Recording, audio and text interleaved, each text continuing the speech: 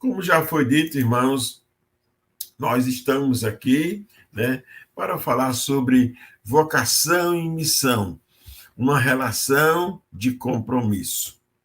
Isso é muito importante nós entendermos, compreendermos. A Bíblia diz qual é a nossa vocação, a nossa santa vocação.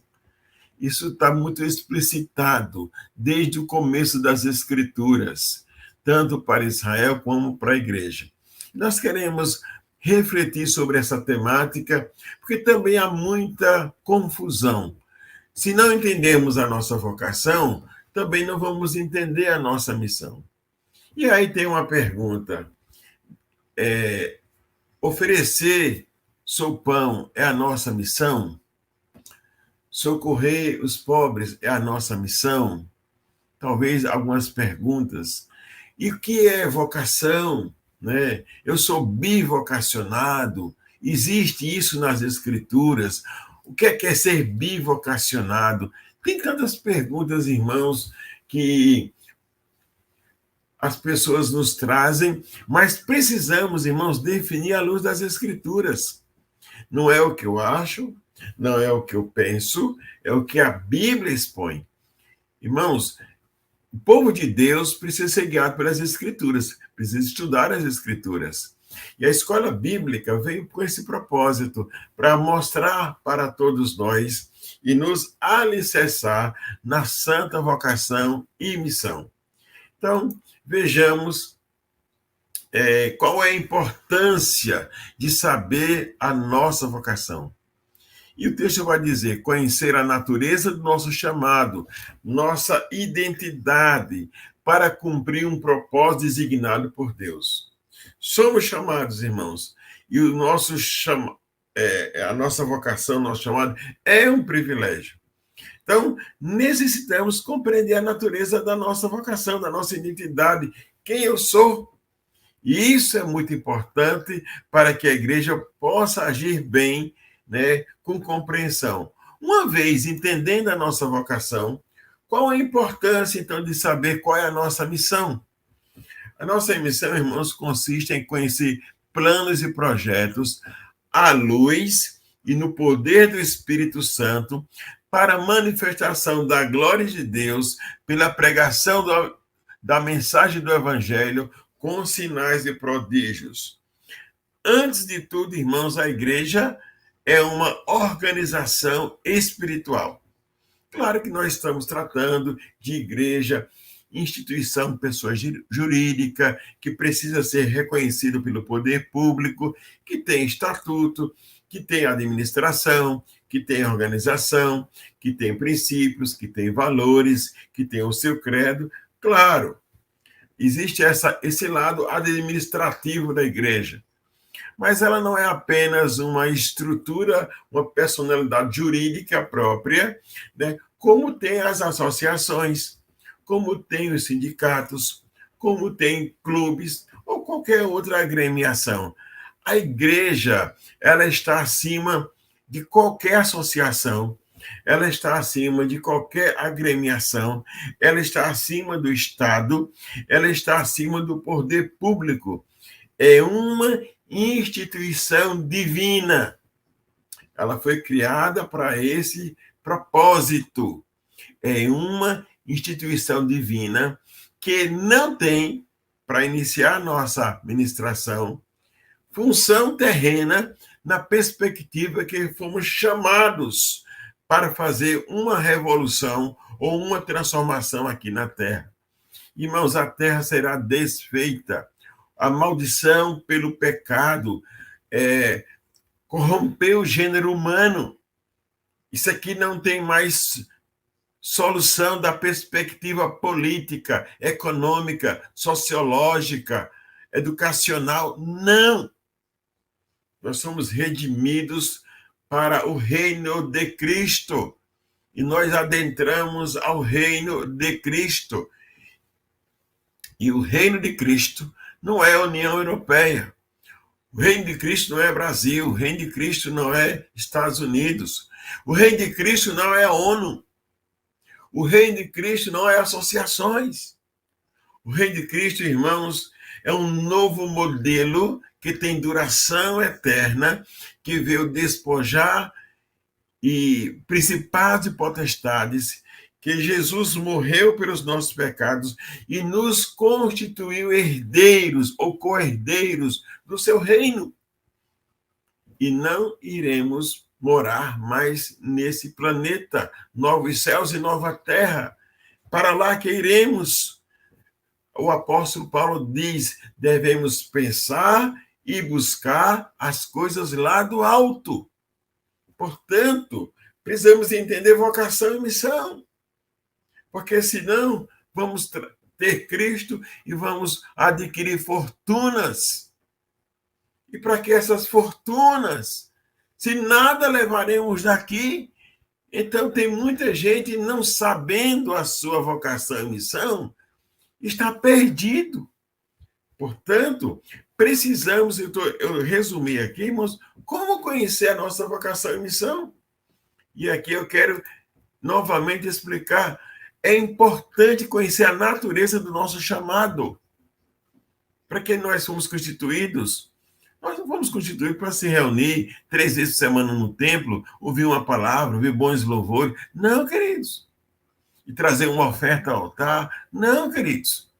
Enquanto peregrinos na sociedade, nas instituições, nas cidades, nas vilas, nós temos uma missão. Sua missão não é ser engenheiro ou sua vocação. Sua missão não é ser empresário, nem a sua vocação. Isso tem nada a ver. O reino de Deus, irmãos, não depende de dinheiro de ninguém. E é isso que precisamos compreender. Porque muita gente, não, eu faço a minha contribuição, eu ajudo.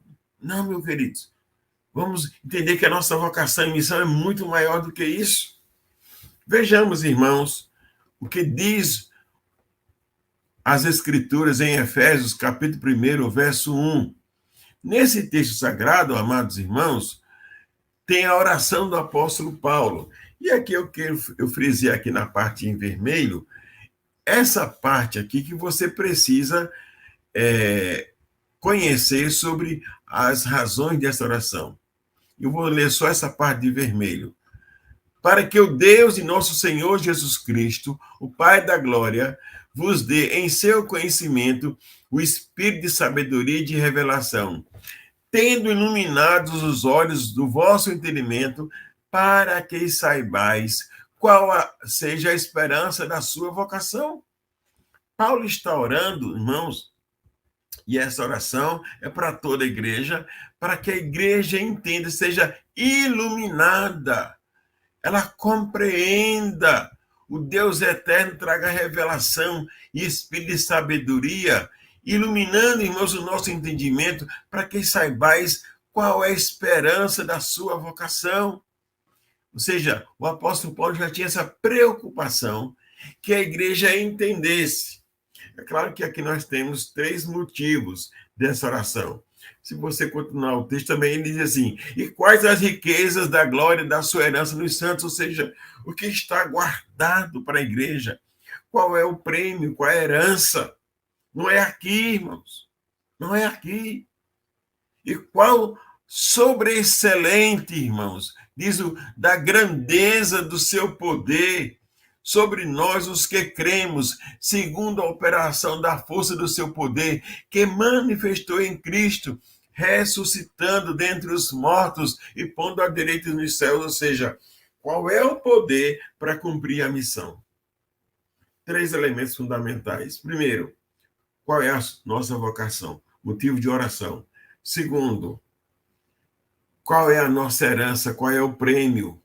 Porque se a gente não entende o nosso prêmio da eternidade, você vai querer um prêmio aqui. Você vai se esforçar de dia e de noite por prêmios terrenos, passageiros, que a traça e a ferrugem vai corroer.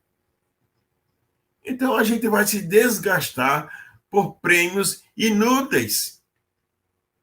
E quando nós vamos nos desgastar por prêmios inúteis, eu vou falar uma palavra aqui um pouco forte. Irmãos, nós corremos a carreira de um tolo. Porque tolo é tentar carregar um prêmio que na eternidade ele não poderá conduzir. Títulos, poderes, propriedades, isso não tem mais valor quando nós adentramos ao reino pela igreja. Isso é muito importante, que a igreja tenha essa consciência e ela não viva em torno de si, ela não viva em torno dos projetos e planos pessoais. É claro que, obviamente, vamos compreender a diversidade dos dons. E é exatamente. Não vai dar tempo de tratar desse assunto aqui, irmãos, porque compreender que toda igreja recebe os dons ministeriais, os dons espirituais, os dons de serviço, nós recebemos, uma vez salvos, dons para executar a nossa missão. Então, meu amado irmão, utilize os seus dons, descubra. Certamente esse é um outro assunto, mas eu quero voltar ainda à centralidade da nossa vocação e da nossa missão.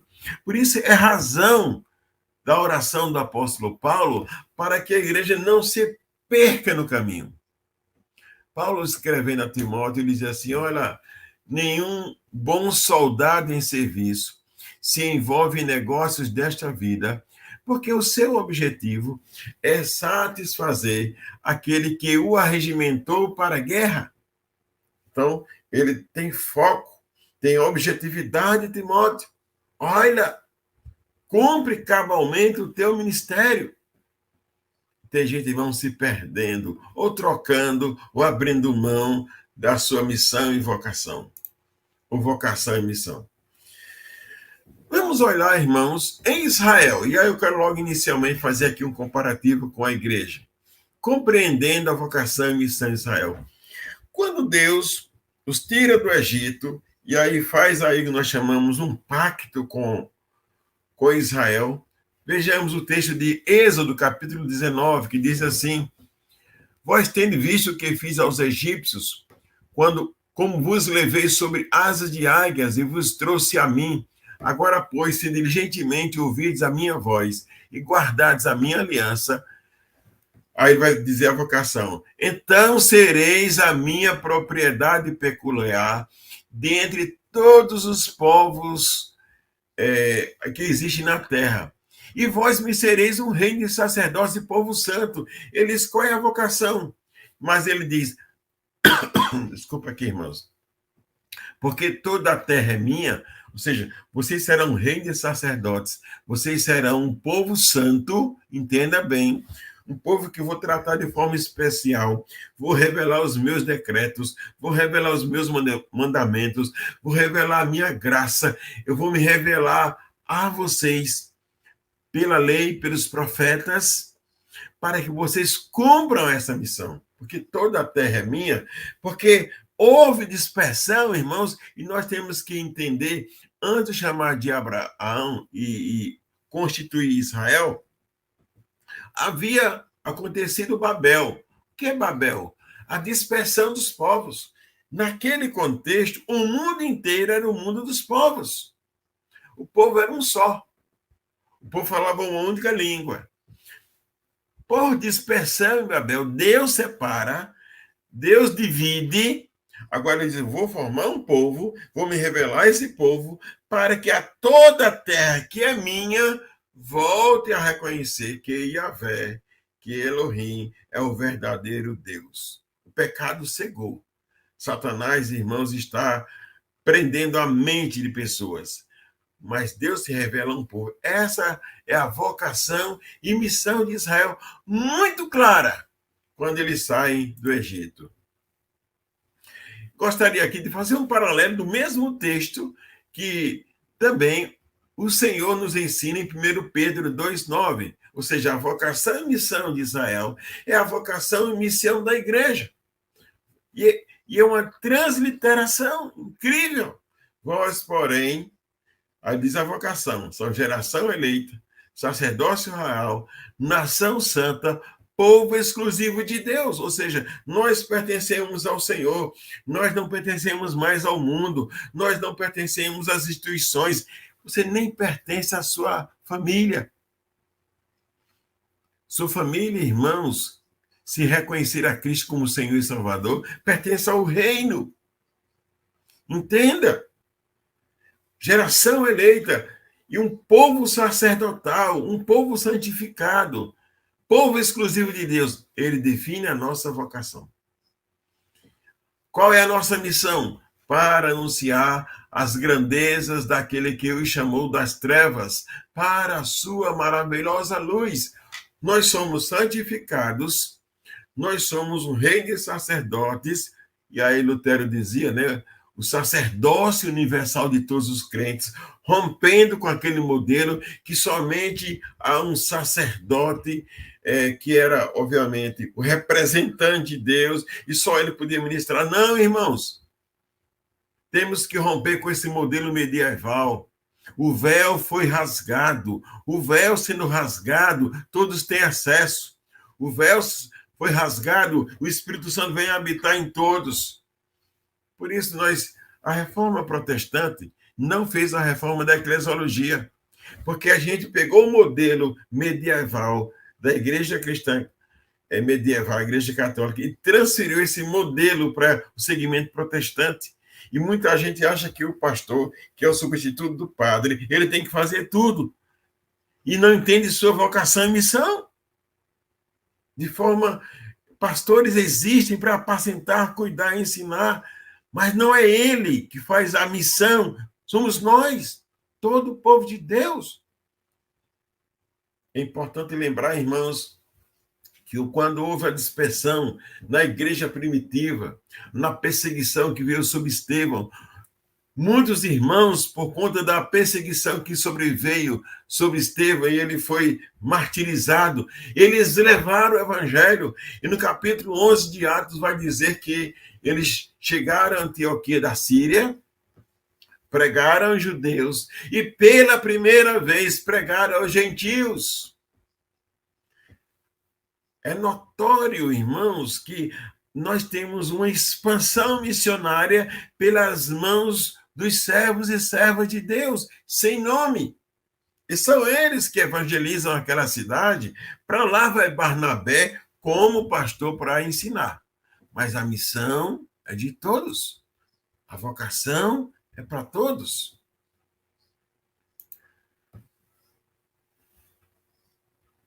Deus definiu uma missão quando anunciou a nossa redenção pelo descendente da mulher. Entenda. No pecado, houve a tragédia, houve a rebelião. E nesse momento, amados irmãos, Deus olhou, ele promoveu justiça, ele disse assim, olha, Adão, tu és pó hás de tornar. Ele promoveu a justiça porque ele é um Deus santo e ele cumpre o que promete.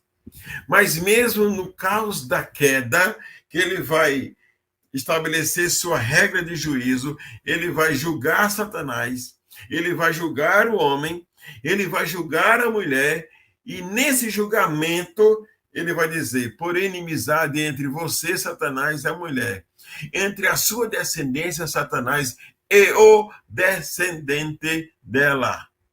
Ele está falando de uma pessoa. Este descendente ferirá a sua cabeça. Esse descendente da mulher vai exercer vitória sobre a serpente, sobre Satanás. E você ferirá o calcanhar. Isso quer dizer o seguinte, a morte temporária de Cristo. Irmãos, a nossa missão foi o próprio Deus, que a missão de Deus foi que Deus que disse. Em primeiro lugar, nós somos co-participantes dessa missão. Quem planejou a redenção, quem desejou a redenção, foi o próprio Deus. Portanto, amados irmãos, a missão não foi criada por nós. Alguém não pode colocar um pastor, um líder. Não, a minha missão é essa aqui, ou a missão é aquela outra lá. Querido, você não tem missão alguma. Não invente nada da sua cabeça. Você pode ter bons projetos, bons propósitos. A missão é revelada nas Escrituras. Ela é definida pelo próprio Deus.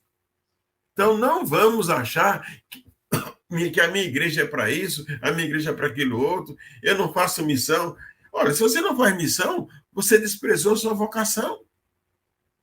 Então, sua vocação é nula. Sua eleição não perdeu sentido. Nós somos chamados para um serviço e precisamos, assim, compreender. Deus é quem define a missão. A missão é dele. Ele diz, vou enviar o descendente. Gálatas 4:4, irmãos, é o cumprimento da promessa de Deus. Mas vindo a plenitude dos tempos, Deus enviou seu filho, nascido de mulher, nascido sob a lei. Deus executando a sua missão. Ele prometeu e ele cumpriu a nossa redenção.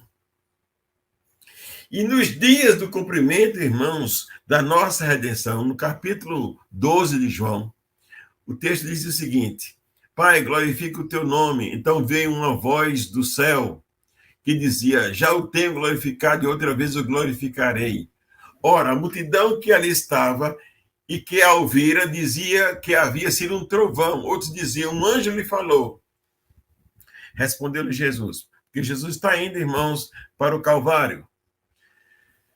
Não veio esta voz por amor de mim, mas por amor de vós. Agora o juízo deste mundo, agora é o juízo deste mundo, agora será expulso o príncipe deste mundo.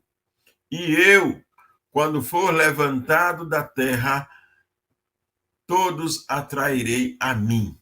Ou seja, Jesus diz assim, olha, eu vou cumprir a missão constituída pelo meu Pai.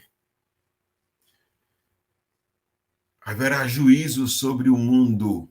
O príncipe dele será expulso. Logo, Jesus está concretizando, realizando a missão da nossa redenção, para que a gente agora vá proclamar que a redenção veio. Portanto, ele está afirmando a razão da sua encarnação. Juízo do mundo. Satanás será expulso. É o que Deus falou. Ele vai te ferir na cabeça, ferimento de morte. Você será esmagado. E quando ele for levantado, os comentaristas falam que é uma expressão da morte que ele iria morrer pela cruz, se levantado sobre a terra, porque ele é pendurado numa cruz, todos seriam atraídos a reconhecer a redenção, que somente a redenção. Mas todos, irmãos, só serão atraídos quando a igreja cumpre a missão, no poder do Espírito Santo. Não apenas nesse texto, né, o apóstolo Paulo vai dizer, e eu vou ler aqui o verso 13 a 15.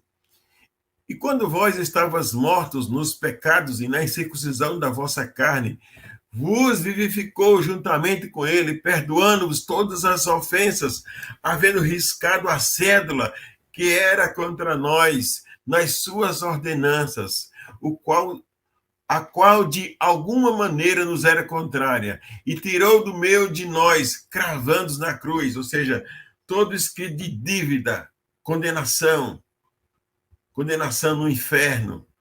O Senhor cravou na cruz, ele pagou o preço da nossa redenção. Somos salvos pelos méritos de Cristo. E despojando os principais e potestades, os expôs publicamente e deles triunfou em si mesmo, lá na cruz, oh glória! Glória a Deus! A missão foi cumprida. Paulo está dizendo, o descendente veio. Agora vemos, essa é a missão de Deus. É a missão que temos que comunicar.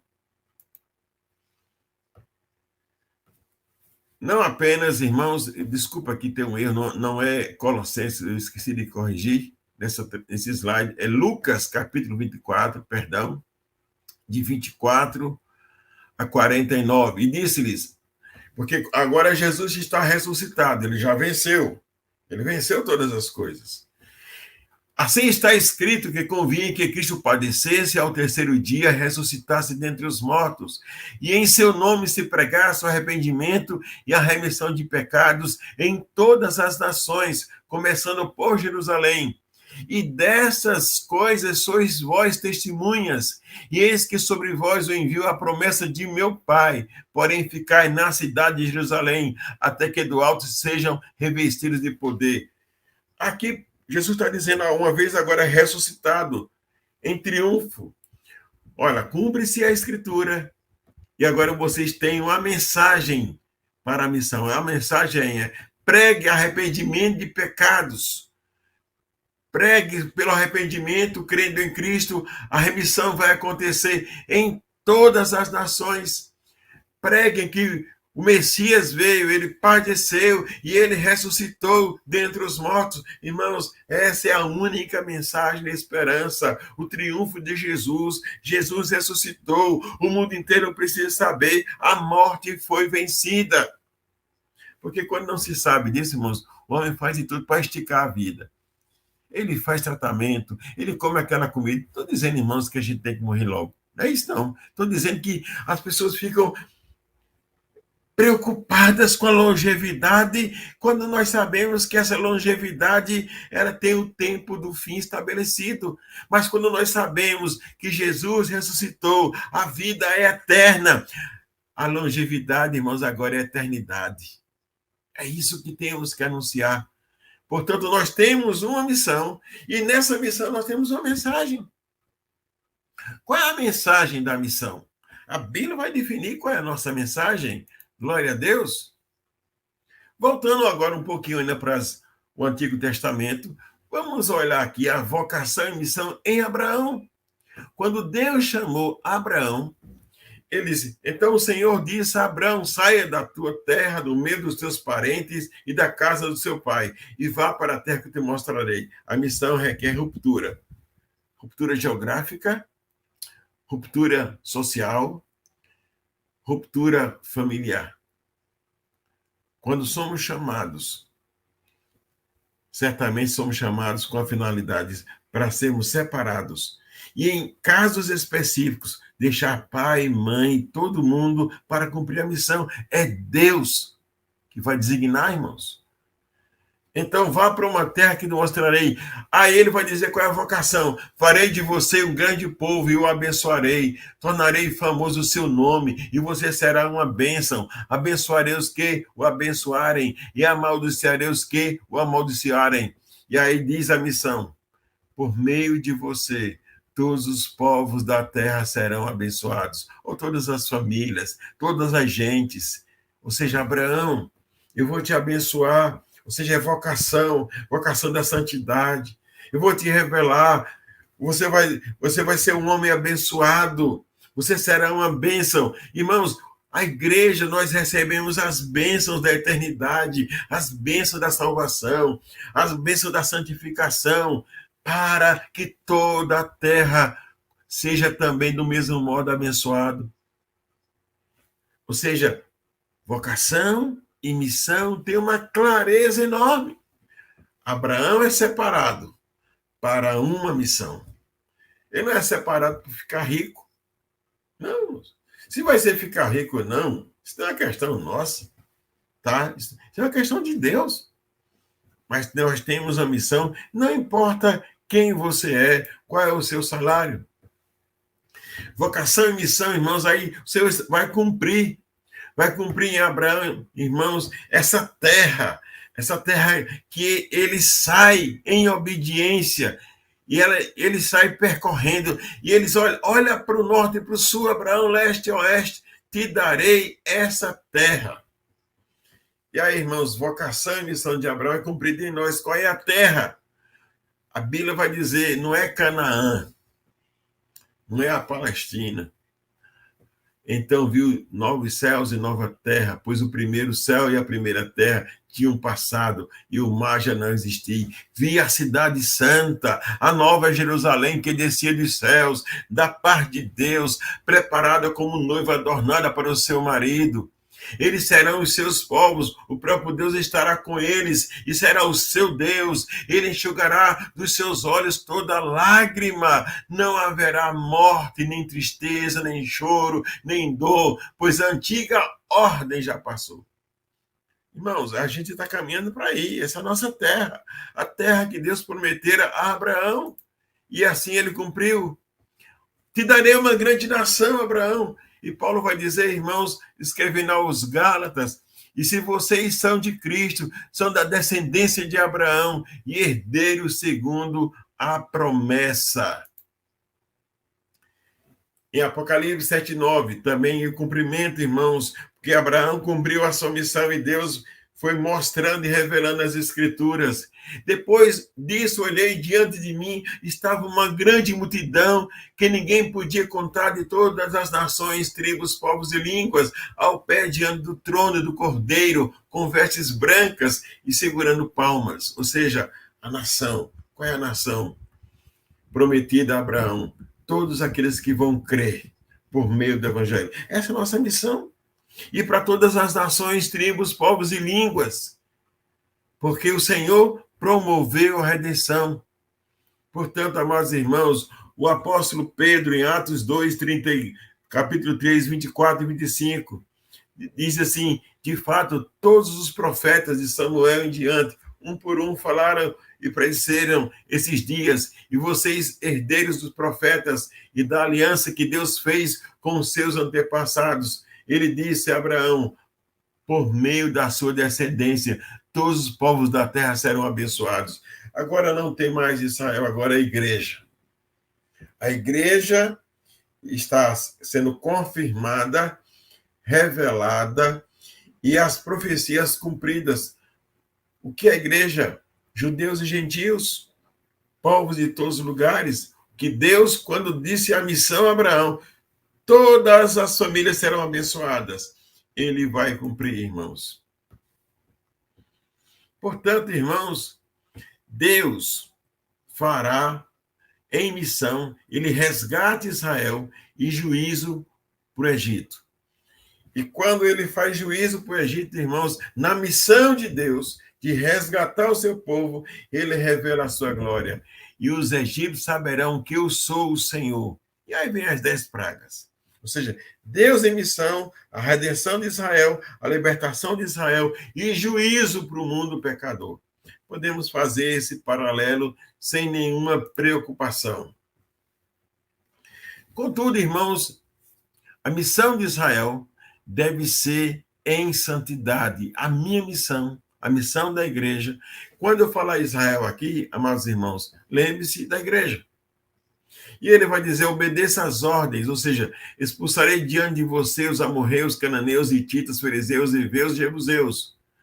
Derruba os seus altares, quebre suas colunas sagradas e corte os seus postes sagrados. Ou seja, a missão, irmãos, é desvendar, é confrontar as trevas dos povos e nações. Então, Israel, para entrar na terra, precisava mostrar que somente a redenção, o único Deus é verdadeiro, o Deus que poderia abençoar e resgatar, era o Deus revelado a Abraão, agora a Moisés e agora pelo seu povo. Ou seja, tinha que ter uma missão de santidade. Mas juízo, irmãos, vai revelar que o povo foi desobediente. E aqui eu quero chamar a atenção. A vocação, que deveria ser uma vocação de santidade, o texto vai dizer que o povo não obedece. Começa a conviver com os povos da terra. Eles não expulsam. Há sincretismo cultural, há sincretismo religioso. Os filhos vão casar entre si. Irmãos, qual é a tragédia disso?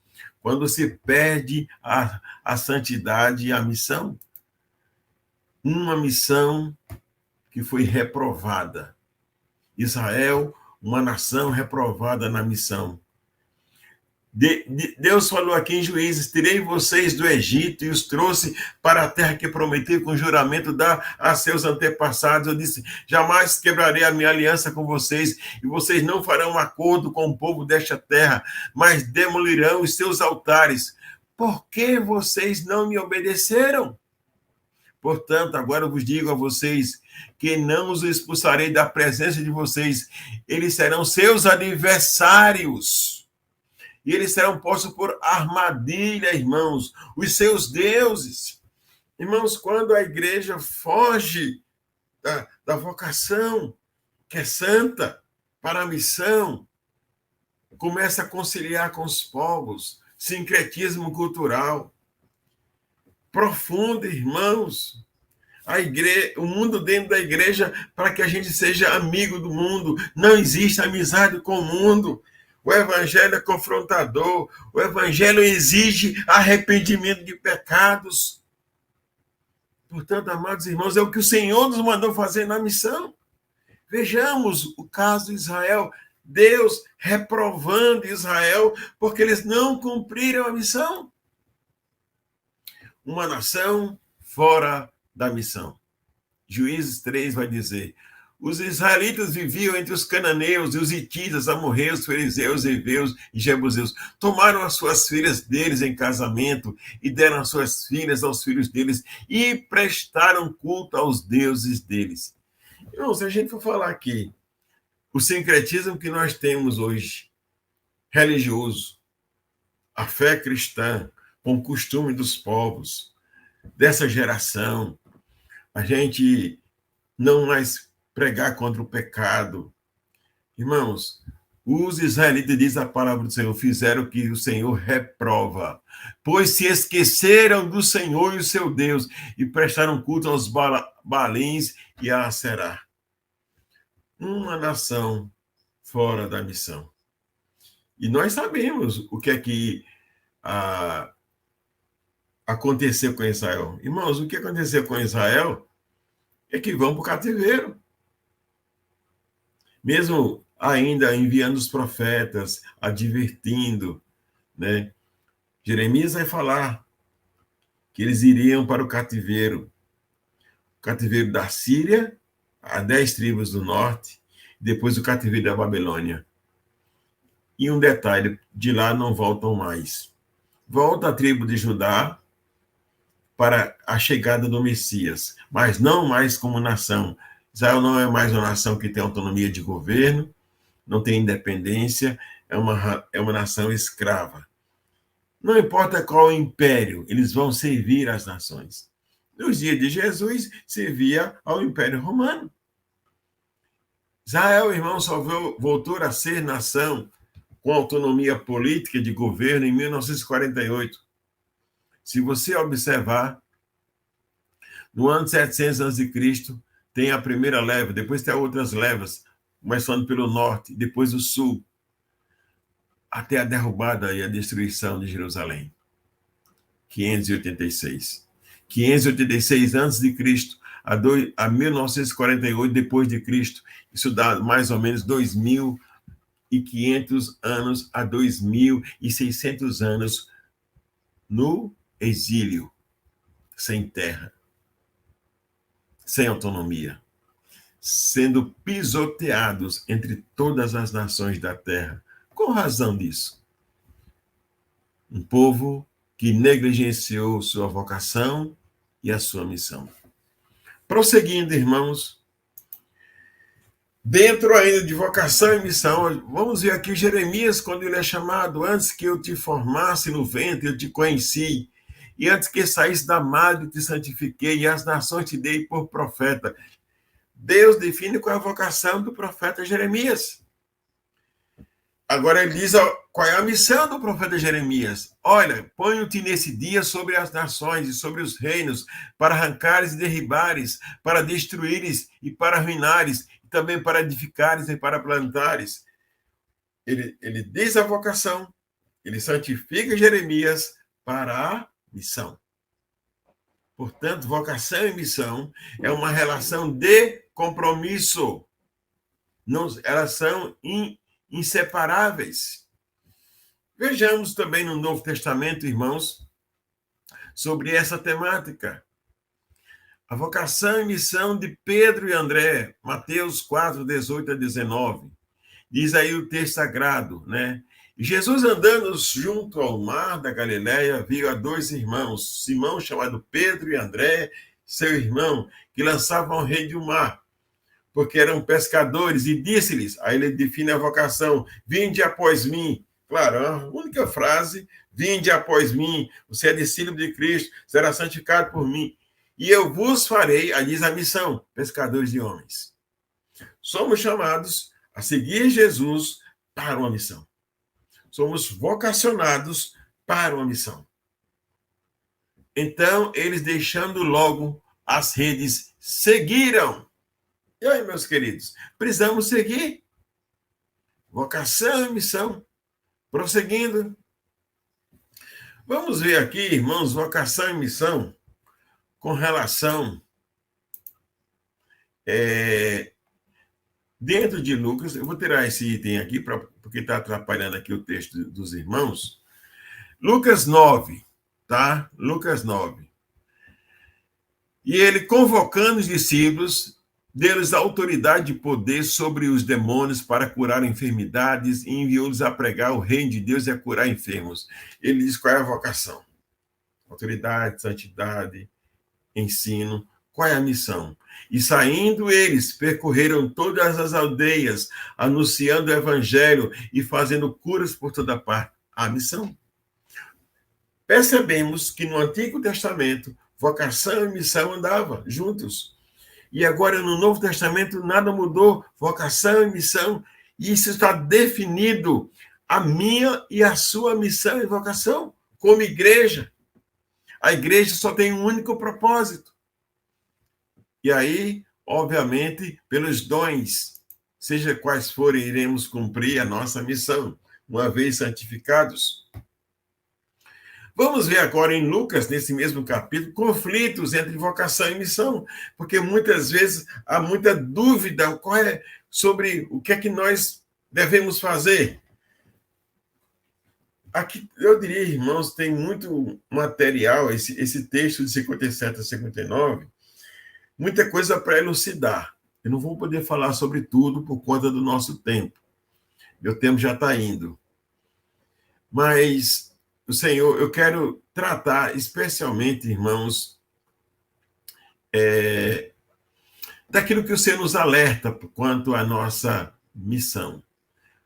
O jovem diz assim: Senhor, seguir-te-ei para onde quer que fores. Jesus disse: as raposas têm coveis, aves do céu ninhos, mas o filho do homem não tem onde reclinar a cabeça. Em outras palavras, segundo Kenneth Bailey, que foi um professor ali da Jordânia, Palestina, ele diz o seguinte: olha, ele fala de raposa, ele está falando de Herodes. Eu não sou Herodes, eu não sou um governador como Herodes, mesmo ali, numa função de rei. Aves é uma alusão ao Império Romano, simbolizado pela águia. Eu não sou César. Eu não tenho onde reclinar a cabeça.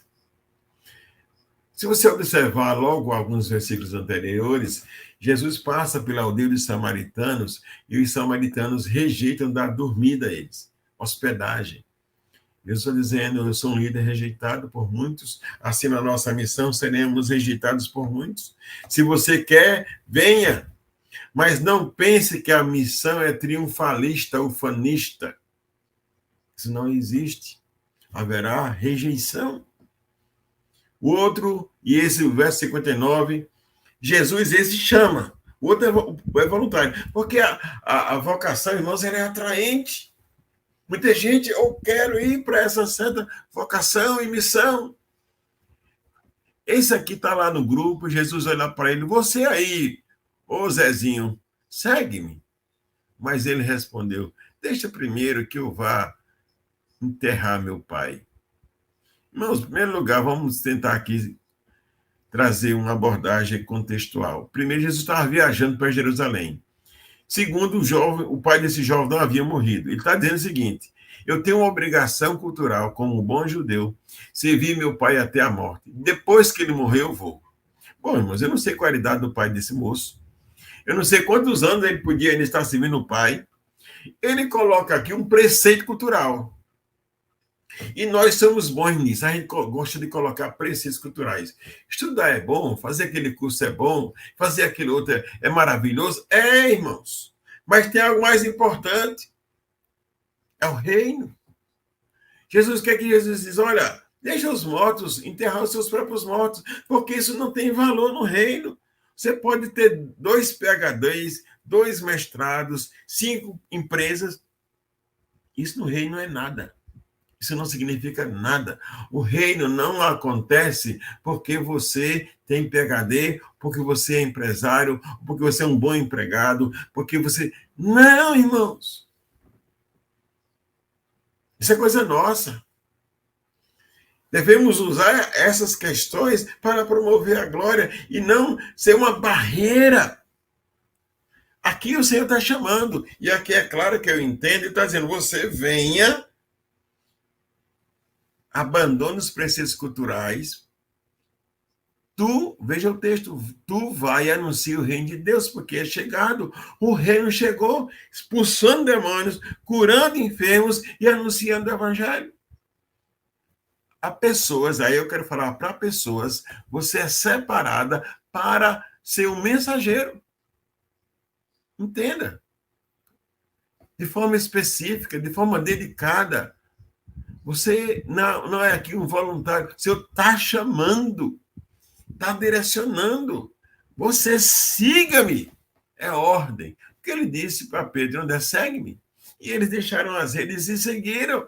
Existem casos assim. Aí você tem que entender os seus dons ministeriais, os seus dons espirituais, os seus dons de serviço. Por isso você precisa ler sobre esse assunto, para você cumprir com fidelidade a sua missão. Não podemos substituir por nada, irmãos, qualquer desculpa, deixar de pregar o evangelho do reino. O terceiro aqui vai dizer: Senhor, eu te seguirei, mas deixa-me primeiro despedir primeiro dos que estão em casa. Ele está dizendo o seguinte: eu quero seguir, Senhor. Ele ouviu, né, a primeira conversa, ele ouviu o segundo diálogo de Jesus, agora ele disse: Senhor, eu vou, mas eu vou lá me despedir. Irmãos, não é chegar em casa, fazer as malas, deixar a mãe, deixar o pai. Isso não existe na cultura. Ninguém tem autonomia enquanto o pai vive, dizendo: pai, eu quero ir para a missão, eu quero pedir a sua permissão. É isso que ele está dizendo. Ele não vai sair sem autorização. Isso é bastante compreensível. Então, a nossa cultura não vai entender, né? Porque os filhos estudam, segundo grau, faculdade, e a gente já tem a expectativa que eles vão trabalhar, vão se casar, já são de saída, e nem precisa muito pedir autorização, porque isso é da cultura nossa. Lá não. Na cultura patriarcal, você pode ser casado, você pode ter filho, você pode ter neto. Enquanto seu pai vive, ele é quem manda. Só que a gente não entende isso, obviamente, numa cultura mais ocidental. O que ele está dizendo é o seguinte: eu vou pedir autorização, meu pai. Jesus responde assim: olha, moço, se você está com o coração dividido, você quer me seguir, mas talvez não, seu pai não concorde. Olha, coração dividido não serve. O que Jesus está dizendo? Lealdade absoluta a mim. Por que lealdade absoluta? Aí ele vai explicar: se você colocar a mão no arado, olhar para trás, coração dividido. E coração dividido não é apto para o reino. Esse tipo de seguidor não serve. Ele vai atrapalhar. Ora quer agradar a Jesus, ora quer agradar a família. Irmãos, Jesus disse que não amar mais a mim do que pai, mãe, filhos, não é digno de mim. Não é digno do reino. Quem não renunciar a tudo quanto tem, não pode ser meu discípulo. Não sou eu, são as Escrituras. Nós temos uma vocação e uma missão. Você foi vocacionado para a missão. Claro, irmãos, eu não estou tratando aqui das vocações ministeriais que Efésios vai tratar. Elas todas existem.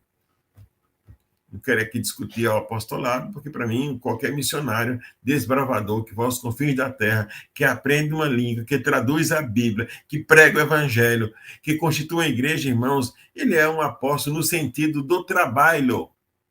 Ele é um desbravador de povos e culturas pagãs. Então, é alguém que realmente precisa ser incumbido dessa tarefa para que este evangelho chegue em todos os povos da terra, em 6.000 línguas. Então, aqui nós temos com clareza, irmãos, os conflitos da missão. Prosseguindo aqui, Conflitos da vocação e missão da igreja. E esse é um ponto muito importante que eu queria tratar com vocês aqui. Atos 6, nós temos uma igreja, irmãos, talvez para lá de 10 mil crentes, né? 5 mil, 3 mil, e não vai crescendo, glória a Deus por isso. Vamos ver aqui o texto de Atos 6. Ora, naqueles dias, crescendo o número dos discípulos, houve uma murmuração dos gregos contra os hebreus, porque as viúvas eram desprezadas no ministério cotidiano. E os 12, convocando a multidão dos discípulos, disseram: não é razoável que deixemos a palavra de Deus e sirvamos às mesas. Ele define uma vocação. Eles foram homens chamados por Deus. No verso 3, escolhei, pois, irmãos, dentre vós, 7 homens de boa reputação, cheios do Espírito Santo, de sabedoria, os quais constituamos sobre esta necessidade, ou seja, define-se a necessidade da prioridade. Devemos socorrer as viúvas? Com certeza. Devemos socorrer os pobres? Com certeza, isso é obrigação. Jesus mandou a gente fazer, todo mundo. Enquanto você vai proclamar o evangelho, ajuda os necessitados. Mas ajudar necessitado não substitui a missão, não é a prioridade. E aqui está algo muito importante para ser esclarecido. Portanto, irmãos, o Senhor aqui, aliás, o Espírito Santo aqui vai orientar a cumprir a vocação essencial. Nós iremos perseverar na oração e no ministério da palavra. É claro que também podemos considerar que é uma orientação a vocacionados segundo Efésios. E tem muito pastor e missionário ao redor do mundo, irmãos, fazendo obra social. Não é o seu papel. Se você foi chamado para ser missionário, para ser evangelista, para ser pastor, deve se dedicar à oração e à palavra. Os demais irmãos podem fazer isso. Isso é uma necessidade. A Bíblia nos ensina, mas não é a nossa prioridade. A missão exige a proclamação de uma mensagem de arrependimento, que Cristo morreu e ressuscitou. Essa mensagem ela é fundamental. Eu posso fazer coisas boas, mas isso não é o evangelho, porque o evangelho consiste na pregação. Proclamação, pregar, é anunciar a redenção de Deus, que ele prometeu em Gênesis 3,15, que ele realizou em Jesus. Principados e potestades foram despojados. Veio o juízo sobre esse mundo, o Senhor venceu, nos liberta do poder do pecado e das trevas. Essa é a mensagem de libertação. Teve um escritor, não lembro agora o nome, ele disse: devemos nos preocupar com o sofrimento das pessoas, mas principalmente devemos nos preocupar com o sofrimento eterno. Por isso, irmãos, esse texto de Atos vai trazer clareza. Devemos estar imbuídos em comunicar uma mensagem confrontadora para todos. Portanto, irmãos, voltando ao texto de Pedro, igreja, vós, porém, tem a vocação, geração eleita, sacerdócio real, nação santa, povo exclusivo de Deus. Para quê? Para anunciar as grandezas daquele que vos chamou das trevas para a sua maravilhosa luz. Anunciar, proclamar, pregar e fazer o bem para os necessitados, mas principalmente anunciar, advertir, ensinar ao mundo inteiro a tragédia do pecado, a corrupção do gênero humano e a libertação pela fé em Jesus. É para lá que devemos enviar os nossos esforços, os nossos recursos. Tem igreja, irmãos, que... Estou falando da minha igreja ou da tal denominação. Tem igreja que envia missionário e praticamente os abandona. Tem igreja, irmãos, ou os crentes que tratam a obra missionária como migalhas. Tem crentes que nunca entenderam, irmãos, e dá a sobra para... Não é só a sobra do dinheiro, porque Deus não é Deus de sobra. Deus deu o mais precioso, que foi o seu Filho. nos deu. A gente não pode retribuir com sobra de tempo. Entenda bem, não podemos retribuir com sobra do tesouro, nem sobra dos talentos. A gente quer fazer a missão quando for possível, talvez na minha terceira idade, não sei. Depois eu fizer um monte de coisas, talvez eu vou pensar na missão. Cuidado, irmãos, olha para Israel. Para onde é que Israel foi? A Bíblia nos diz, exorta a olhar para a história de Israel. Olha para os hebreus, por que é que existe essa carta? Capítulo 6 de Hebreus, irmãos, negligenciar a salvação. Há muita apostasia, perda de salvação. Sim, porque negligenciaram a vocação e a missão. Irmãos, a missão é de Deus e ele cumprirá. Mas para cumprir a missão de Deus que ele nos convida, temos que andar na santidade de Deus, em fidelidade à sua palavra.